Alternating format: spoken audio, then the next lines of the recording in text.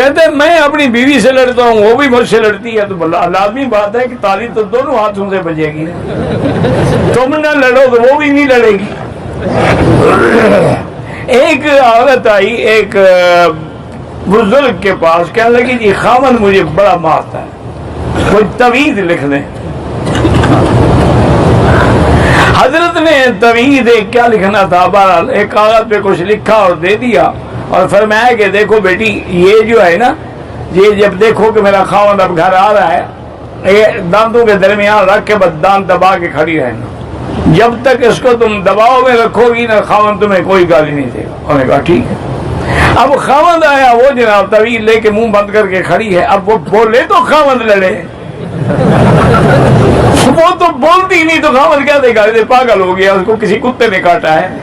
وہ تو عورت بولتی ہے، وہ بھی بولتا ہے، بات بڑھ جاتی ہے، تو وہ چپ نے کہا بڑا زبردست وظیفہ ہے گئی جناب، شکریہ کے لیے مٹھائی پیش کی تھی صاحب کے کہ جناب آج مجھے خاوند نے ایک گالی بھی نہیں دی، میں نے طویل بڑا دبا کر نے کہا گالی اس لیے نہیں دی کہ تم نے بھونکا نہیں آگے سے، یہ طویز کا اثر نہیں ہے، تیرے خاموش رہنے کا اثر ہے۔ مٹھائی شٹائی لے جاؤ، کوئی طویز نہیں، کھول کے دیکھو کیا لکھا ہوا ہے۔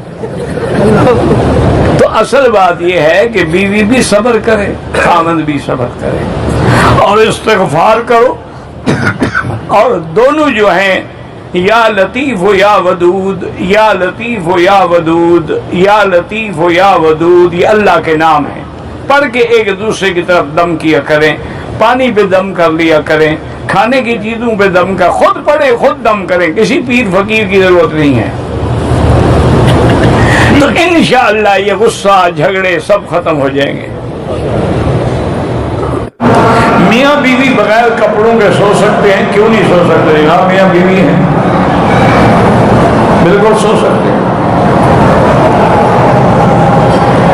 تم وہ مسئلے پوچھو نا جی شریعت کے یا تقوی کے، پرہیزگاری کے، وہ چھوڑو، وہ تو انبیاء نے تو کبھی دیکھا نہیں۔ بیوی فرماتی کہ میں نے حضور کا بدن ہی نہیں دیکھا، تو بغیر کپڑوں کے کیسے سوتے ہوں گے؟ وہ بلند مقام ہے۔ جہاں تک فتویٰ ہے وہ یہی ہے کہ تم میاں بیوی سو سکتے ہو بغیر کپڑوں۔